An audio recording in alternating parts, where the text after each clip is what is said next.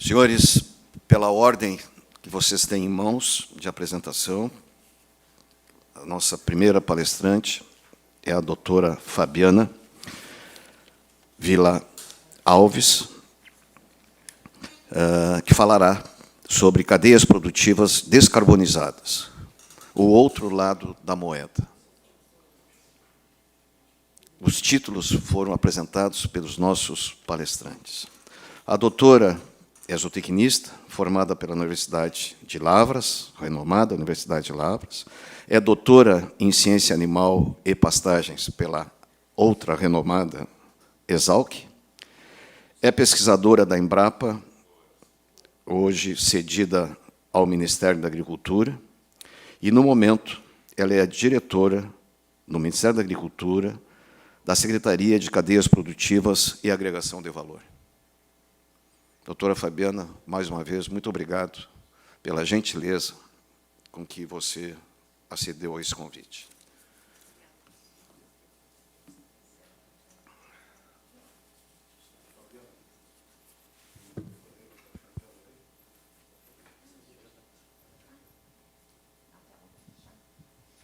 Bem, bom dia a todos. Enquanto nós nos preparamos aqui, gostaria de agradecer, em nome do professor Lobato, a toda a diretoria da Farsul, Gedeão em seu nome, aos vice-diretores, aos diretores, pelo convite feito, e para que eu possa falar um pouco, então, do que nós estamos prevendo agora, né, nessa continuidade do trabalho que eu já vinha realizando e do qual eu tenho muito orgulho, né? Até o Domingos e a Marjorie comentaram, né, de ter colocado essa sementinha aqui no Rio Grande do Sul, quando nós começamos a conversar, né, e eu, entre a minha equipe, falava, mas como que o Rio Grande do Sul está lá sempre na rabeira, né, do Plano ABC?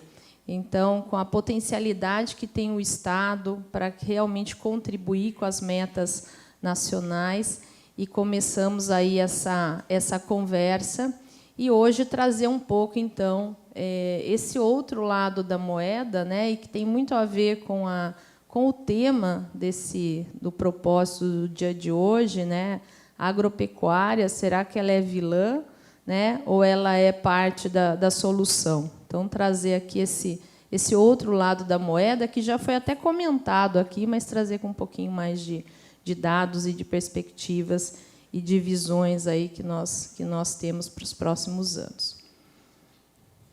Bem, então eu sempre costumo trazer esse pano de fundo, que ele não muda, né? São 10 anos que eu apresento esse slide e ele continua sempre ali, né? Então, quais são os nossos maiores desafios? É com isso aí que a gente trabalha todos os dias, né? Então, com as mudanças climáticas, cada vez mais, né? E cada dia que a gente vê, os meus colegas vão falar aqui, né? Então, cada vez essa pressão maior, números saindo, né? E estudos, enfim. A pressão sobre os recursos naturais, já falamos aqui também, né? Como conciliar, e o Brasil, eu concordo aqui com o Gedeão, né? Ele é assim, talvez o único país no mundo, né? Se nós vermos os números de produtividade, o que a gente tem conservado, né, que consegue lidar bem com isso. Então, nós precisamos produzir alimentos, fibras, energia e grãos e preservar também, né? E essa é a nova, ou melhor, é a ex-nova, né? Porque quando a gente fala em abordagem integrada da paisagem, nada mais é do que isso, né? É a gente conseguir produzir em cima de recursos naturais. A produção e perdas de alimentos, né? Hoje nós temos aí um grande problema, porque nós perdemos 30% do que nós produzimos, né? E eu costumo brincar quando eu vou entre amigos, que a gente está jantando, alguma coisa, né? Que sobra um pedaço lá inclusive ontem no Sagu foi isso também, né?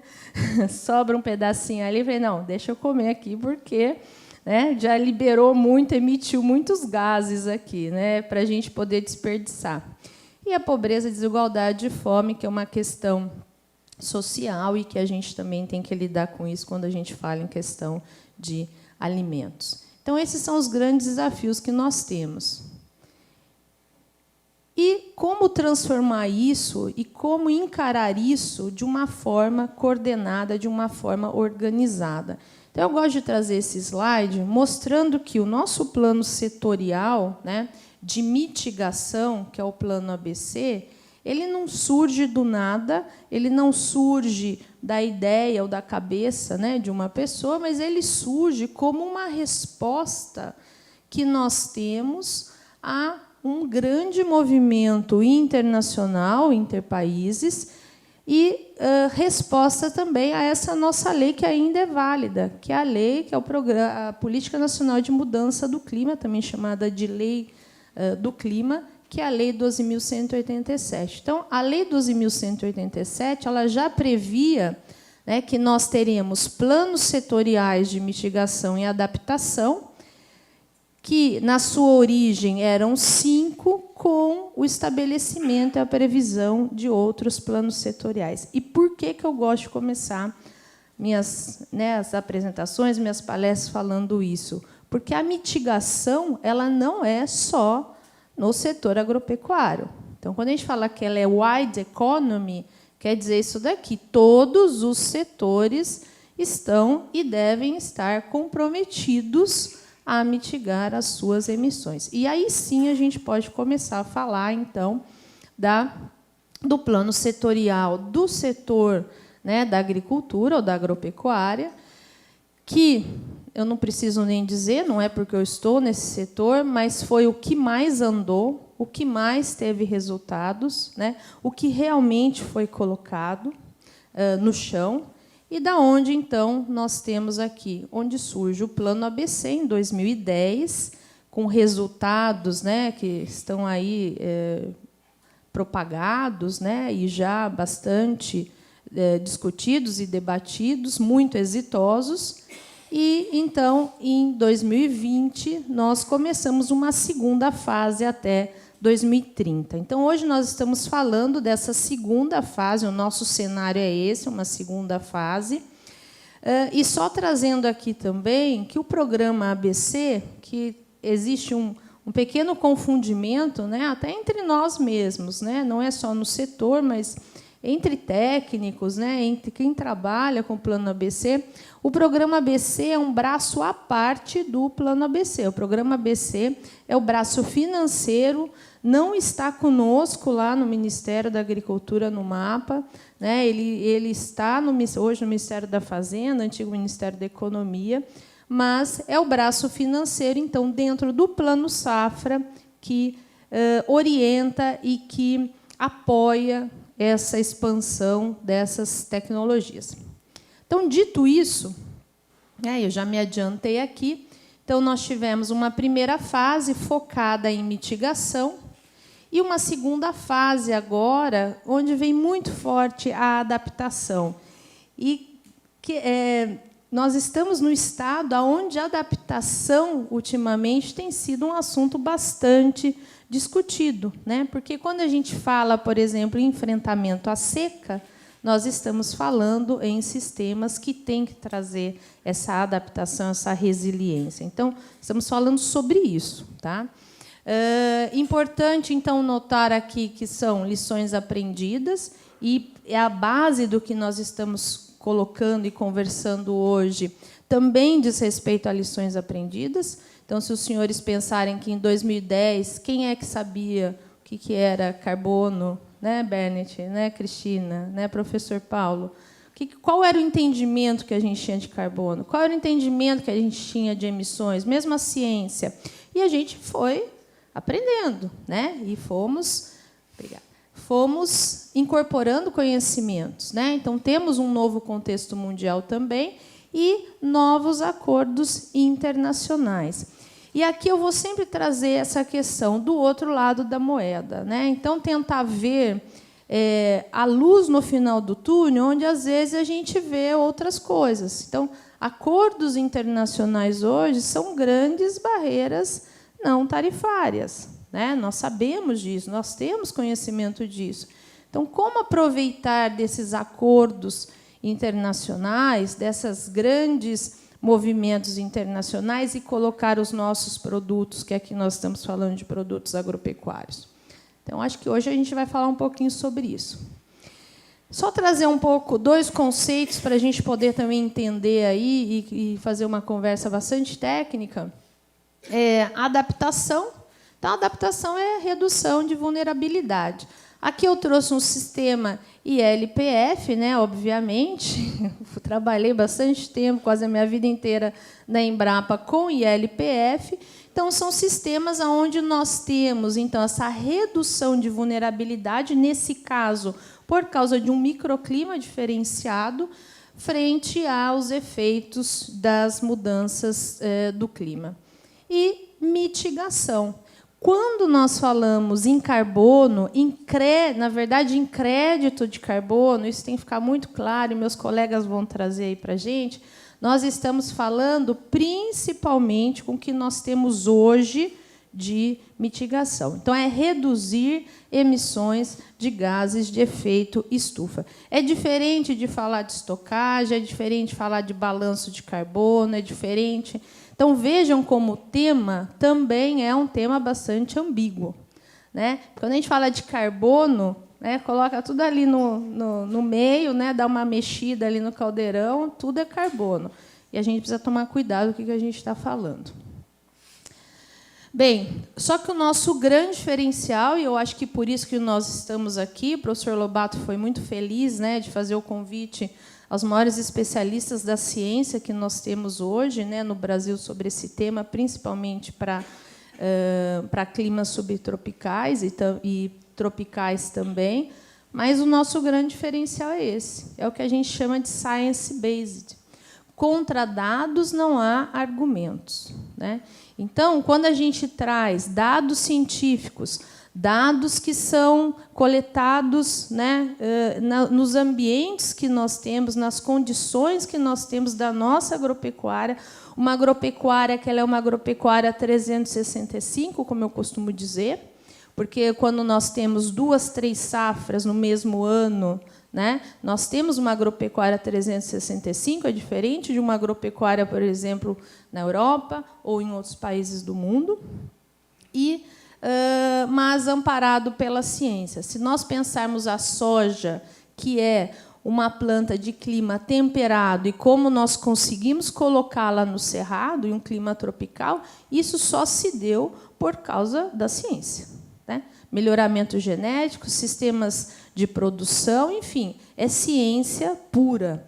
A gente costuma dizer lá na Embrapa Gado de Corte, de onde eu sou originária, que em cada bife que a gente come, pelo menos tem uma tecnologia ou um sistema produtivo ou uma tecnologia da Embrapa embasada em ciência, né? Então, isso é o grande diferencial nosso.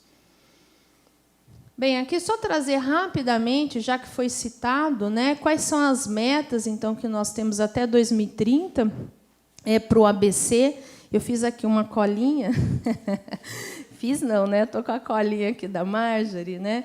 E como que o Rio Grande do Sul, então, e essa questão de fazer, achei fantástico, né? Então, a mitigação que o Rio Grande do Sul vai fazer e vai contribuir, ela é equivalente à emissão das cidades de Porto Alegre, Canoas, Caxias do Sul, Pelotas e Santa Maria por 10 anos. Então, veja bem, o agro vai mitigar o que todas essas cidades vão emitir nos próximos 10 anos. Então, se a gente parar para pensar, dá para pensar várias coisas, né? Mas a importância, então, e o quanto que um Estado comprometido, e aqui eu começo a trazer alguns questionamentos que vão me servir para o que eu vou falar ao final, né? Literalmente, dessa nova iniciativa que nós estamos lá no meu departamento. Quando a gente faz ações que são pulverizadas, elas não aparecem, né? Quando a gente começa a fazer o picadinho, né, ela não aparece. É muito difícil de eu comunicar, né? É muito mais fácil eu comunicar quando eu venho e trago isso dentro de uma lógica maior. E isso não é demérito, né? Às vezes, as diferentes instituições subnacionais, ou dentro de uma hierarquia, falam, não, mas eu vou fazer é para o governo. Não, vocês vão fazer para vocês mesmos. Né? É isso que eu trazia muito no Plano ABC. Cada um está fazendo por si mesmo, mas está sob uma lógica. Né? E essa lógica ela é maior. Né? Essa comunicação ela é muito mais forte quando ela vem unida. Né? E é isso que a gente trouxe, então, nas unidades federativas. Né? Então, auxiliando os estados a alcançarem as suas metas, que comporiam essas metas que são metas nacionais e que estão, então, lá no ABC.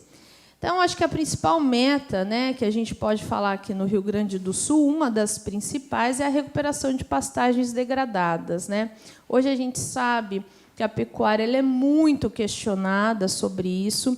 Eu até costumo dizer que não são pastagens degradadas, porque quando você fala lá fora, né, pastagem degradada, acha que já está com as vossorocas, né, já tem cheio de cupim, tá Não, pastagens degradadas são aquelas pastagens que perderam a sua capacidade produtiva. Né? Tem aqui especialistas de forrageiras, quem sou eu para questionar isso? Mas é verdade, né, Cristina? Né, professor Paulo? São aquelas pastagens que estão aquém do que elas poderiam. Claro, você tem diferentes graus de degradação, mas, mais uma vez, a gente coloca tudo sob o mesmo bojo. Né? Então, elevar esse potencial forrageiro, nós estamos fazendo o quê? Nós estamos intensificando de modo sustentável. Onde eu tinha meia UA por hectare, eu consigo colocar 2 UA por hectare. Então, eu multipliquei por 4, né, a minha produção. Então, aumentei minha produtividade, estou produzindo mais na mesma área. Né? Esse é o conceito de intensificação sustentável. Então, veja que nós não estamos mais falando de clima, não estamos mais falando de carbono, mas estamos também falando de tudo isso. Bom, 12,5 milhões de sistema de plantio direto, tanto para grãos quanto para hortaliças. Aqui entra a soja, né, também muito forte no estado. Sistemas integrados, né, tanto aqueles mais intensificados, do tipo ILPF, quanto SAFs, que são sistemas agroflorestais mais próximos de arranjos naturais, com 10,10 milhões de hectares. Florestas plantadas, com 4 milhões de hectares. Bioinsumos, né? Então, a gente onde estava conversando ali, o bioinsumo ele é muito importante por 2 fatores, né? Se a gente for avaliar lá na nossa propriedade. Primeiro, custo. Né? E aqui está o Domingos, que deu o depoimento dele, assim como eu já ouvi de outras várias pessoas. Eu chego num nível que eu não consigo mais reduzir custo com o que eu tenho. Então, eu posso, sim, partir para o bioinsumo e ter uma redução aí que a gente tem escutado, 30%. Enfim, vai depender do que você vai usar, vai depender da sua área, vai depender do que você tem. Né? Só que o bioinsumo ele também te traz uma eficiência na emissão de carbono. Então, quando a gente for pensar em créditos de carbono, e depois eu vou falar um pouquinho mais lá à frente, quando eu uso bioinsumos, é uma conta matemática, né? Porque um dos grandes emissores que nós sabemos, principalmente de óxido nitroso, são os fertilizantes nitrogenados, e então, a gente consegue aí substituir e consegue ter uma maior eficiência na produção de crédito de carbono. Manejo de resíduos agropecuários, aqui para o sul também muito forte, né, com 208,40 milhões de metros cúbicos, que na primeira fase nós focamos muito em tratamento de dejetos, mas, vejam bem, não é tratamento só de dejetos, porque quando a gente fala em resíduos agropecuários, eu estou falando, inclusive, de resíduos, por exemplo, de agroindústria. Né? Então, se eu tenho biomassa, a gente faz sempre o exemplo, da indústria do tomate. Né? Então, eu tenho o tomate, eu tenho o beneficiamento, e tenho, então, envolvendo, e esse valor aqui, nós fizemos, para cada uma dessas metas, nós criamos grupos de estudo com a Embrapa, né, grupos de trabalho, trabalhamos quase durante 2 anos. Essa meta aqui corresponde a 25% do total de resíduos que nós temos no Brasil. Então, olhem a oportunidade, né, a gente quis ser bem conservador, mas a oportunidade de se aumentar também esse número. Sistemas irrigados, com 3 milhões de hectares, e terminação intensiva, a pasto ou confinada, com 5 milhões de animais adicionais. Aí eu vou puxar a orelha, né, como eu puxei ontem, que o Rio Grande do Sul foi bem timidozinho, né, nessa linha aí, dá para dar um push a mais aí, né? Mas, enfim, então, 8 tecnologias e sistemas produtivos que são tanto mitigadores quanto resilientes, né? Então, veja que nós estamos falando de um plano nacional, setorial, de mitigação, que está contribuindo com uma lei maior, mas que lá no fundo, né, lá na minha propriedade, lá no chão de fábrica, ele está trazendo o quê? Está trazendo o que o Domingos comentou. Está me trazendo eficiência. Eu vou ganhar na eficiência. Eu não vou ganhar no crédito de carbono, né? Então, aqui também, só para começar a trazer um pouco de luz aí ao assunto. E vou ganhar também com uma outra questão que eu vou mostrar para os senhores. Então, hoje, quando a gente fala em emissões, em carbono, em sistemas mitigadores, enfim, nós temos uma série de ações, uma série de peças que se juntam e vejam a importância, né, de toda a cadeia, todos os elos estarem comprometidos, né? Então, nós temos as políticas de fomento, que são muito importantes, né? Políticas públicas de incentivo à adoção, como é o caso do ABC. Nós temos a pesquisa, desenvolvimento e inovação. Então, quando a gente fala que é science-based, é porque isso daqui anda junto, né? Eu digo que o ABC, eu desconheço no mundo uma outra política pública que tenha tão forte a ciência por trás, tá? As políticas econômicas, porque a gente tem, né, nós temos o Plano Safra, nós temos incentivos, mas temos outros também, né? Ontem tinha reunião de crédito, né? Então, as cooperativas de crédito incentivando e trazendo recurso para que os seus cooperados adotem sistemas mais produtivos, outros bancos privados. Então, a gente tem toda uma movimentação aqui. Já tivemos CPR Verde, FIAGRO, tudo isso pensando em sustentabilidade. Mas a sustentabilidade hoje, eu estou me adiantando aqui, acho que é o próximo slide. Quando a gente fala em sustentabilidade hoje, né, além de ser o tripé, porque quando, né, a gente fala o produtor não pensa no verde se ele estiver no vermelho, né? Então, tem que ser o tripé mesmo, senão não para em pé, né? Só que hoje, quando a gente fala em sustentabilidade, a gente tem muito atrelado isso. Sustentabilidade, crédito de carbono. Sustentabilidade, emissões. Por quê? Porque hoje é o melhor indicador que nós temos de eficiência, né? Quanto mais, eu acho que depois meus colegas aqui vão comentar até com mais propriedade, mais dados, quanto mais crédito de carbono eu tiver, quer dizer que mais eficiente eu fui no meu sistema inteiro, né? Porque o próprio cálculo de como eu calculo o crédito de carbono, é um cálculo matemático, tá? Os instrumentos regulatórios, né, os atos normativos, são necessários, porque nós temos, né, nós somos o executivo, nós temos que ter o legislativo, e esse é um exemplo que eu faço também para o mercado de carbono, porque não adianta a gente ter, hoje o que a gente tem é um mercado voluntário, né, muito comércio B2B, né? Aí eu vou lá, eu conheço o Gedeão confia em mim, eu vendo crédito para ele tem uma empresa, né? E assim a gente segue.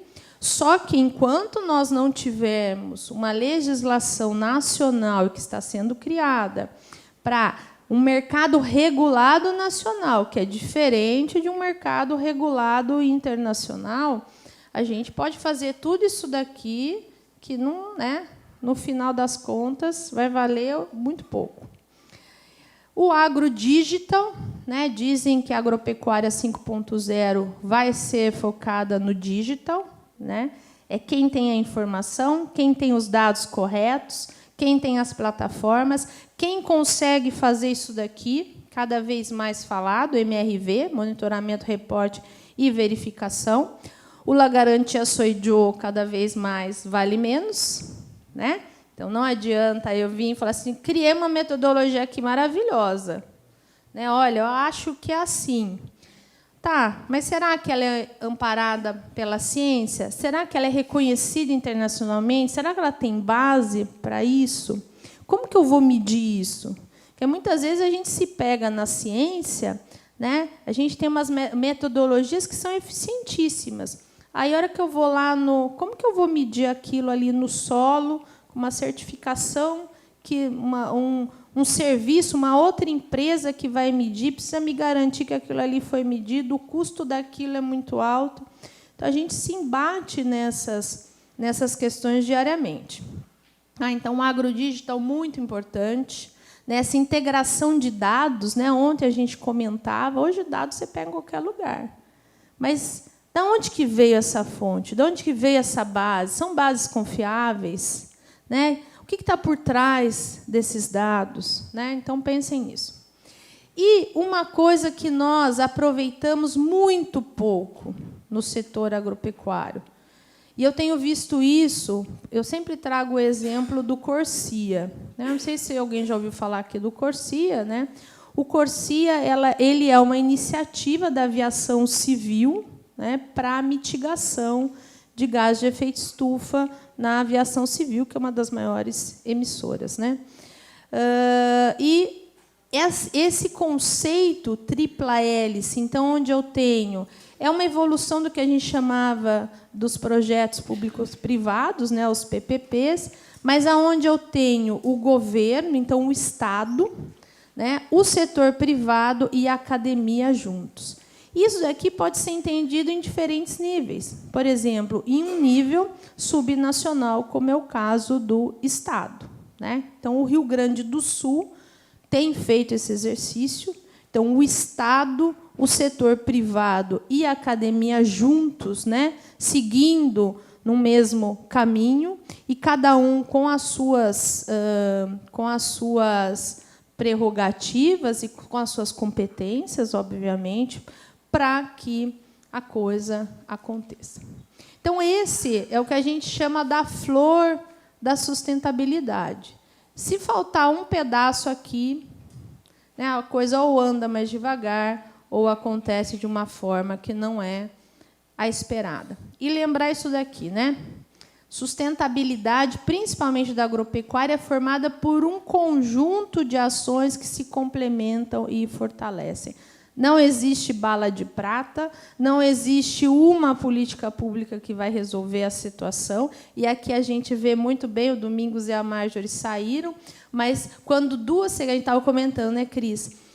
Quando duas secretarias, né, que foi na gestão passada, mas agora continua, então, quando dois setores estão juntos, né, e estão ali trabalhando e se complementando e se fortalecendo. Bem, não poderia deixar, né, de citar, então, uma das iniciativas que existe no Brasil, começou lá no Mato Grosso do Sul, as marcas conceito da Embrapa. Né? Hoje, então, recentemente, o pessoal lá da Embrapa Soja então, lançou, né, a iniciativa Soja Baixo Carbono. Temos a carne carbono neutro, carne baixo carbono, várias iniciativas focadas no carbono. Mas para que eu trago isso? Primeiro, para mostrar que por trás tem ciência, né? Então, isso dá credibilidade e reforça. Mas como utilizar isso como uma agregação de valor? Que esse é o motivo, né? Agora, como diz outro, agora que eu vou começar a minha palestra. Mas como agregar valor? Então, como trazer a questão de clima, questão de carbono, lá para o chão de fábrica? Né? Como trazer o plano ABC para o chão de fábrica? O plano ABC fala de sistemas. Né? Isso muitos produtores nos perguntavam. Falavam assim, tá, mas é ILPF, ou é recuperação de pastagens degradadas? Eu vou recuperar pastagens degradadas para produzir ou carne ou leite. eu vou fazer ILPF para produzir carne, leite, soja ou alguma outra coisa, né? Então, como trazer isso para as cadeias? E eu gosto de trazer esse slide, e eu apresentei lá em Londrina, na Expo Londrina, quando foi o lançamento da soja baixo carbono, porque quando a gente fala em carbono, em crédito, em mitigação, a gente precisa lembrar uma coisa. O setor agropecuário vai produzir os créditos, mas quem vai comprar não vai ser o setor, não vai ser meu vizinho, né? Não é que eu vou produzir aqui e vou vender para o meu vizinho de cerca. Quem vai comprar provavelmente vai ser um outro setor que está precisando mitigar, ou ele está precisando compensar as suas emissões, se nós avançarmos para uma questão de regular o mercado brasileiro, do tipo cap and trade, ou ele quer utilizar isso para a sua imagem, né? Quer utilizar isso porque ele tem metas corporativas. Então, o nosso grande comprador, né, do setor agropecuário, e eles não sabem, a gente precisa avisá-los, e a gente precisa fazer movimentações. Então, a Epagre, o Senar, a CNA, a Farsur, a gente precisa, os secretários, nós precisamos, e nós estamos fazendo isso em nível de ministério, a gente precisa ir lá no setor vizinho, né, o da indústria, o setor de transportes, e falar, olha, o setor agropecuário tem coisa para vender para vocês. Vamos nos ajudar? Por quê? Porque eles têm metas corporativas. Então, podem ser criados modelos de negócio aonde, por exemplo, uma indústria ela pode fomentar um setor ou uma cadeia a fim de comprar aqueles créditos ou a fim de se beneficiar do que está sendo produzido ali. Então, essa é um slide para quem diz que ESG, né, eu tenho escutado muito isso, né? Ah, ESG foi criado para fazer barreira para o setor agropecuário. O ESG ele foi criado na indústria, né? O ESG não foi criado para o setor agropecuário, ele foi criado para as indústrias, né? Para que as indústrias tivessem essas metas, ou melhor, para que o tripé da sustentabilidade fosse algo realmente palpável, né? E assim se criaram os indicadores de ESG. Mas nós podemos, então, nos utilizar do que a indústria quer em ESG e do que nós temos, né, de Agenda 2030, que são os 17 ODS, em nosso favor. Como? Então, olha só, ambiental, né? Olha o tanto de coisas que nós temos e podemos fazer e que estão ligados ao ESG, a palavrinha E do ambiental, né? E eu comecei aqui pela mitigação da emissão de gases de efeito estufa. Mas o bom uso de recursos hídricos, gestão eficaz de resíduos, ações para evitar desmatamento, bem-estar animal, e aí vai, né? Essa apresentação vai ficar aí com vocês. Na parte social, saúde, segurança colaboradora, ambiente, condições de trabalho. Gente, isso daqui é tudo compliance, né? Isso daqui eu não estou fazendo nada além do que... Só que eu posso listar, né, certificações e selos de conformidade, governança corporativa, então, práticas de transparência financeira e contábil, relatório de sustentabilidade, garantia de respeito ao código de conduta, política de remuneração justa, certificações e selos de conformidade. Então, vejam que, às vezes, a gente, né, escuta falar e repete uma narrativa, e a gente, na hora que vai olhar ali, fala, opa, espera aí, mas isso daí eu consigo fazer. Tá? E aí, então, né, feito todo esse preâmbulo, né, e trazendo essa base histórica e conceitual e do que nós já temos, então, nós começamos uma iniciativa, né, que vai ser lançada agora, eu vou mostrar para vocês, vai sair para consulta pública agora, dia 5 ou 6 de junho, né, tá para definir a data. é a minha primeira apresentação oficial, então sintam-se. É a primeira vez que a gente apresenta fora do Ministério, já apresentamos para as cadeias, mas em um evento é a primeira vez. Então, o que nós estamos chamando do Programa Nacional de Cadeias Produtivas Agropecuárias Descarbonizadas. E o que vem a ser esse Programa Nacional de Cadeias Produtivas Agropecuárias Descarbonizadas? Vem a ser uma iniciativa do Ministério da Agricultura para que nós possamos valorar, né, então, uma agregação de valor àqueles produtos que realmente fizeram a lição de casa, que é o ABC. Então, veja a importância dos planos de ação estaduais, né, das instituições estarem trazendo isso, fomentando via assistência técnica, via priorização, inclusive, né, das ações dentro do Estado, etc. Então, a gente está chamando de carbono mais verde. E o porquê que vem esse programa? Então, já falei tudo isso aqui, ó.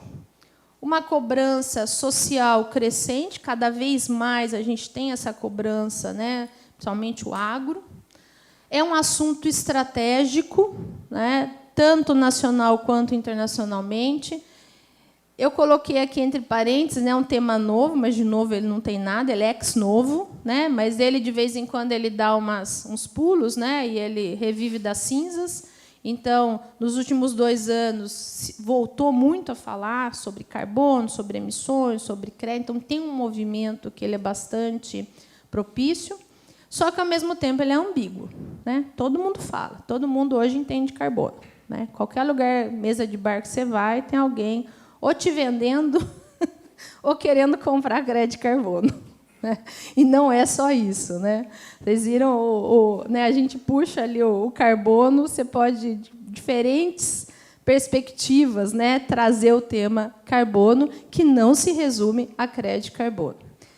Uma proliferação de iniciativas ao quanto duvidosas. Né? Hoje, qualquer um, a gente brinca, tem até produtos sem carbono. Então, qualquer um coloca o que quiser. Né? Uma informação dispersa e fragmentada. Então, nós temos os elos da cadeia, e aqui elos, não é nem elos da cadeia, do ecossistema. Então, vários, né, as informações estão realmente represadas. Né? Então, a gente tem, por exemplo, a ciência, com um baita de informação. A gente tem, né, o mercado financeiro também, nós temos o setor industrial, mas nenhum conversa com o outro. Né? Ou melhor, não é que nenhum conversa com o outro, a gente não consegue plasmar isso de uma forma que realmente traga valor para esses produtos. E uma assimetria informacional. Né? O que é assimetria informacional? Sempre tem um lado que sabe mais do que o outro, né? E se utiliza disso. Então, isso não é bom quando a gente está pensando em cadeia de valor. E aí, o objetivo realmente é trazer a sustentabilidade como um objetivo principal, intencional e mensurável. Né? Não é acontecer por acaso. Então, é uma agregação de valor, já vou me adiantar, é uma avaliação de conformidade, não é para todo mundo, mas, ao mesmo tempo, ela não é excludente. Quando eu falo que não é para todo mundo, é porque a gente não pode comoditizar. Né? A gente estava conversando isso hoje de manhã. Então, quando a gente fala numa agregação de valor, eu preciso ter uma régua que não é aqui. Né? Ela é um pouquinho, mas ela não é também aqui, que ninguém vai chegar lá. Né? Bom, então, a lógica...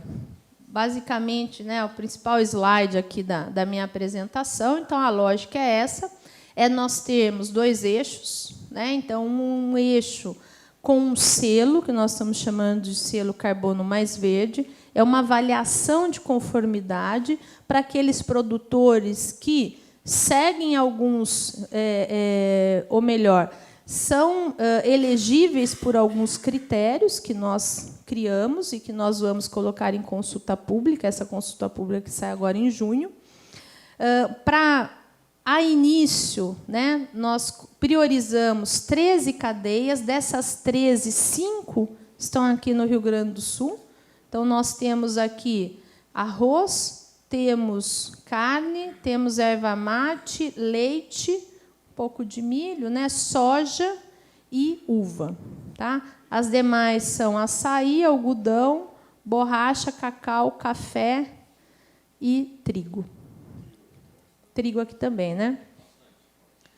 Exato, trigo também. Então, nós fizemos o cálculo errado ontem. Então, dá quase metade. Né? Quase metade. Então, essa primeira fase, né, um primeiro eixo com um selo de conformidade e um segundo eixo para dar credibilidade ao crédito que foi gerado no setor agropecuário. O que quer dizer dar credibilidade?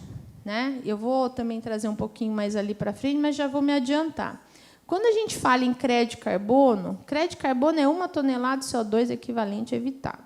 Seja ele no setor da indústria, no setor, se eu troquei a energia, né, ou a minha fonte energética e pus...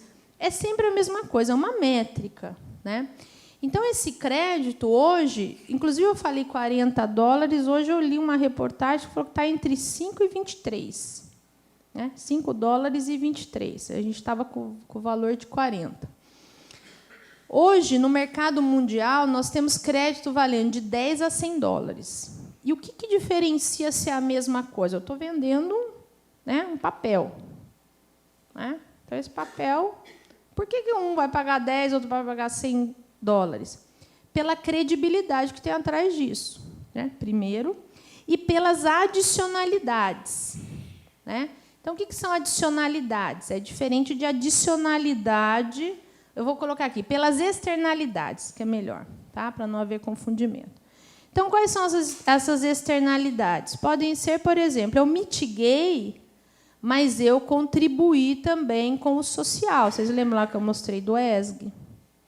Eu mitiguei, mas eu também estou trazendo segurança alimentar. Eu mitiguei, mas eu trouxe resiliência, então diminuí perdas. Então, essas externalidades que nós queremos mapear, e por isso que nós vamos começar com o selo de conformidade, para que esse crédito, enquanto isso o mercado está se regulando internamente no Brasil, a hora que nós tivermos um sistema brasileiro de mensuração de emissões evitadas, né? Eu sempre esqueço, SB, Sistema Brasileiro de SBMRE. Eu não vou lembrar exatamente o acrônimo. Mas, quando eu tiver esse sistema, né, o setor agropecuário vai ter os créditos dele que vão entrar nesse sistema valendo mais. Tá? Porque ele tem outras externalidades que não só trocar uma matriz energética, eu vou lá e chamo e coloco placa solar. Tá?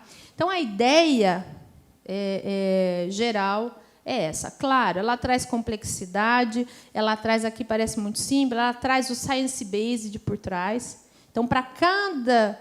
Né, estávamos falando disso ontem, né, Domingos? Para cada produto aqui, eu tenho anos de ciência mostrando que, se eu produzir uma soja em um sistema plantio direto, ela vai emitir menos do que uma soja em sistema convencional.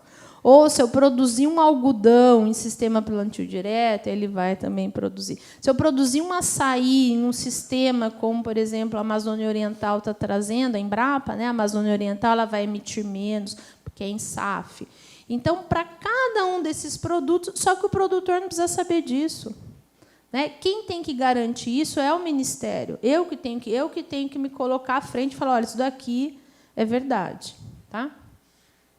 Bem, então, é um programa que é uma avaliação de conformidade, né? Ela começa com uma avaliação de conformidade, um processo sistematizado, acompanhado, regulamentado e avaliado pelo MAPA, de escopo evolutivo, inclusive participativo, que traz, né, dois eixos. Um selo de conformidade com critérios mínimos, habilitatórios e de conformidade estabelecidos para cada cadeia produtiva. As cadeias são diferentes, né? A gente não consegue fazer critérios iguais para todos. O ativo carbono, com critérios science-based, reconhecidos internacionalmente, tanto para mitigação, remoção e captura, com regras harmonizadas, com normativas e regulamentos técnicos já existentes, tanto em nível nacional quanto em nível internacional. E o mais importante, isso aqui eu não tinha colocado, mas em todo lugar que eu vou, a cadeia produtiva me pergunta: tem custo? Não, sem custos para obtenção, né? O custo seu é fazer o sistema lá e ter todas esses critérios aí, mas para obtenção não, porque não é uma certificação, tá? Uma avaliação de conformidade.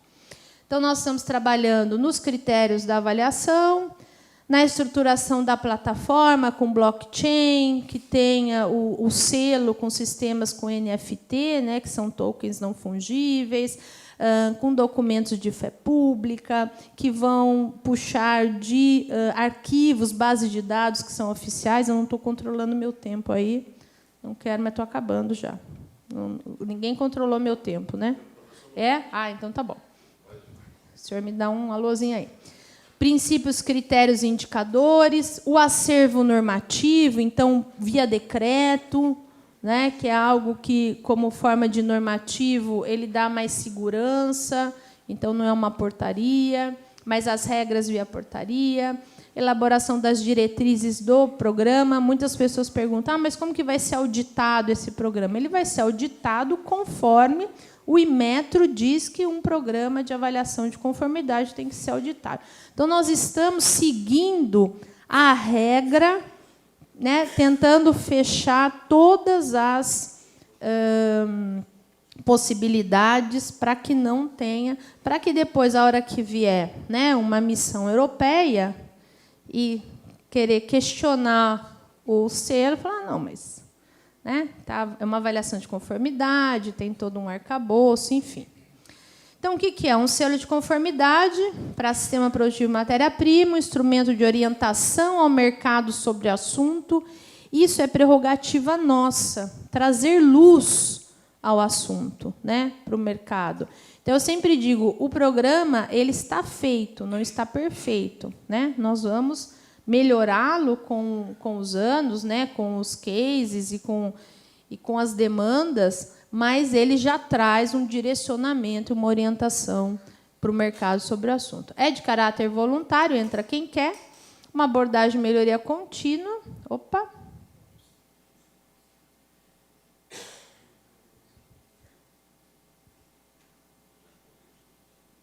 Tranquilo. Só não vou lembrar o que está escrito ali, exatamente, mas...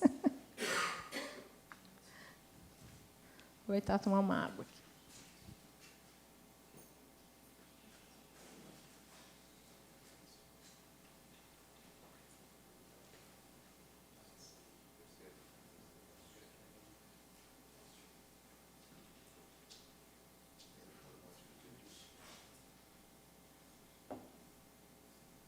Acontece, né?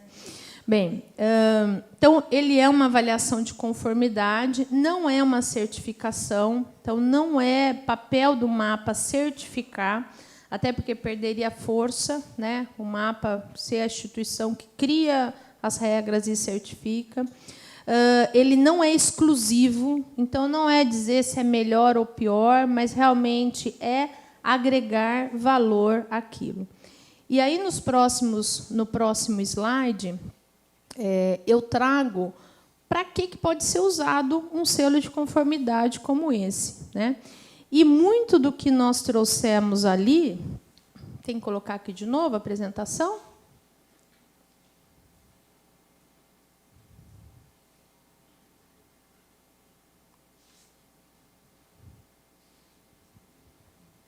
Parece que saiu aqui da...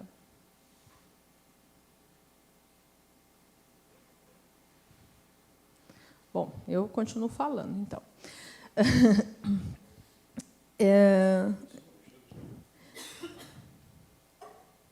Não estou vendo.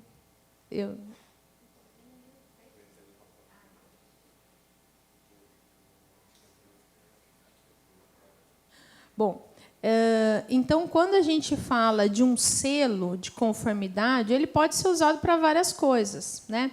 E nós já tentamos mapear algumas funções e algumas utilidades para um selo como esse. Então, pensando, né, que nós somos lá, eu sou um produtor, vou lá no sistema, vou entrar com os meus dados, vou requerer esse selo de conformidade, não vai me custar nada esse selo de conformidade, vou ter o joinha do mapa, né? E o que eu vou fazer com esse selo? Bom, com esse selo, dependendo do nível, né? Então, se eu sou produtor, eu posso vender esse produto de forma diferenciada, né? Esse selo ele vai ter uma conformidade do mapa. Eu posso ter acesso a crédito diferenciado, então nós estamos também trabalhando com isso. Em nível de Estado, por exemplo, as instituições podem, cooperativas, nós já conversamos com várias, né, instituições, elas podem, por exemplo, fomentar, aproveitar o fomento à política do ABC, ao plano ABC, aos sistemas produtivos que são mais eficientes, que a gente sabe que traz mais renda, que traz mais produtividade, né? Todos os 8 eles têm como base isso, fomentar para que os seus produtores, por exemplo, no caso de cooperativas, ou para que os seus assistidos tenham a oportunidade de chegar... Você quer que coloque? Deve estar lá no 36. Vamos ver se eu posso jogar na cena.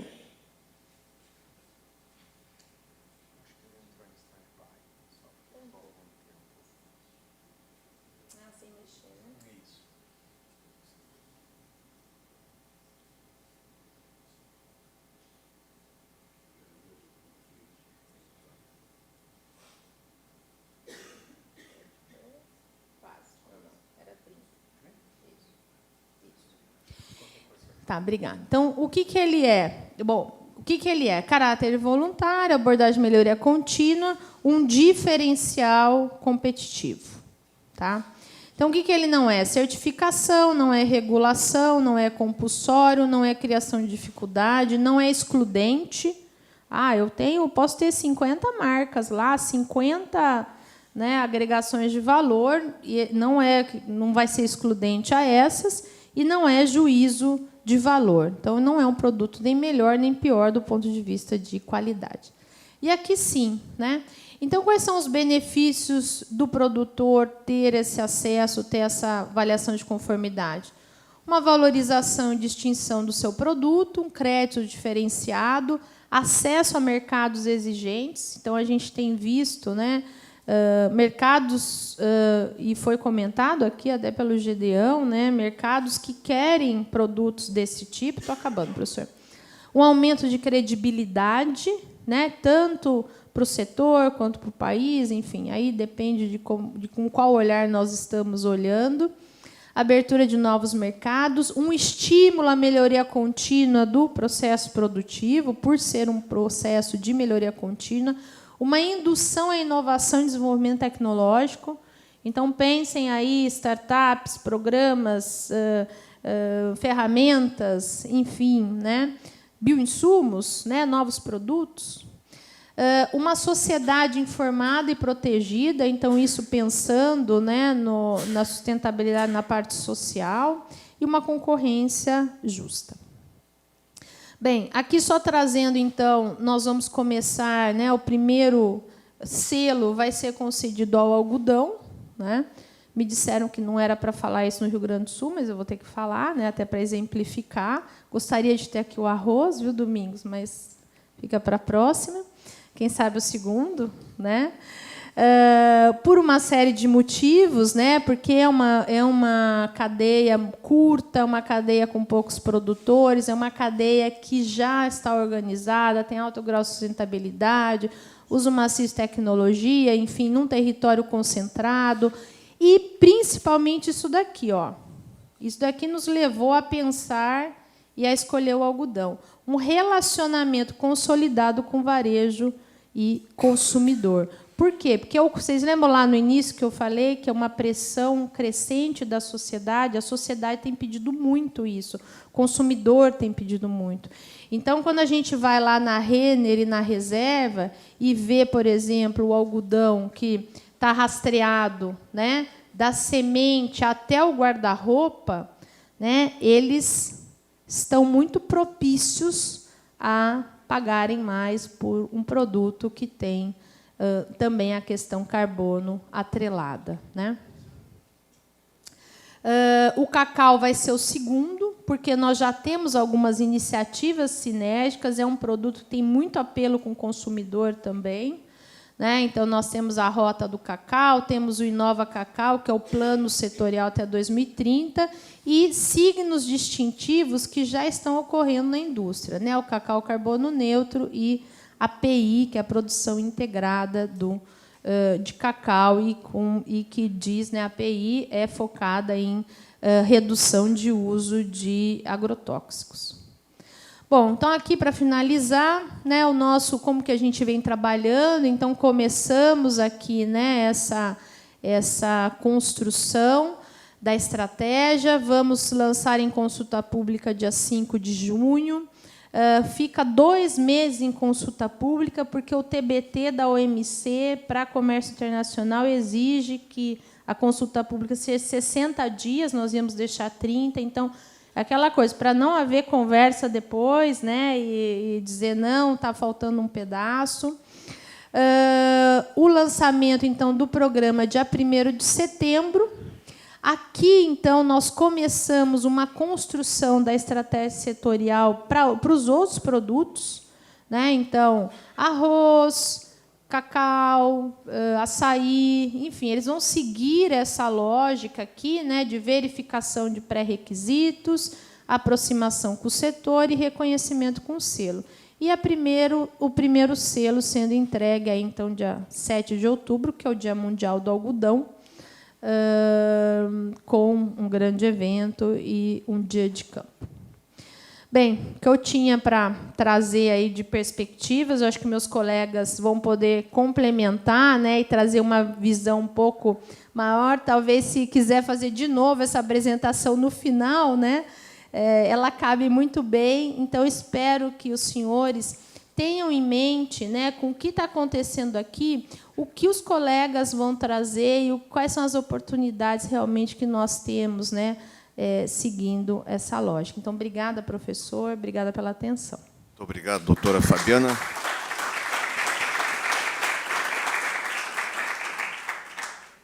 A palavra à disposição. Eu gostaria de fazer um comentário. Sempre se bate, né, sempre se proclama não somente ter animais como capital, mas que cada animal cumpra o seu papel em termos de produtividade. Ou seja, os programas que sempre se tem em mente vêm ao encontro da exposição da doutora Fabiana, porque queremos que as vacas, além de existirem, produzam um bezerro, um terneiro por ano. E um terneiro, mais quilo de terneiros desmamados por 100 quilos de vaca. Ao querermos esta eficiência das vacas, nós estamos atendendo os princípios da sustentabilidade. Eu recordo um paper do Alexandre, de anos atrás, em que não havia crítica a nós termos cerca de 200 milhões de bovinos, mas sim a visão de quem olha de fora do exterior é que nós temos muitos animais e ainda produzimos pouco em termos de quilo de carne produzido por animal mantido. Ou seja, não basta ter, não basta ser uma reserva de capital. Este animal existe, sim, e se bem nutrido, adequadamente, se bem nutrido, esse animal encurta o intervalo entre gerações. Esse animal acelera a taxa de ganho de peso. Esse animal produz mais quilo de carne por cada quilo do seu custo ambiental. E ele se torna, então, superavitário para o meio ambiente. Gostei muito daquela lâmina em que você mostra a picanha, né, da certificada no Mato Grosso do Sul. Ainda ontem, antes de ontem, eu li uma matéria sobre esse programa do Mato Grosso. Não basta ser picanha.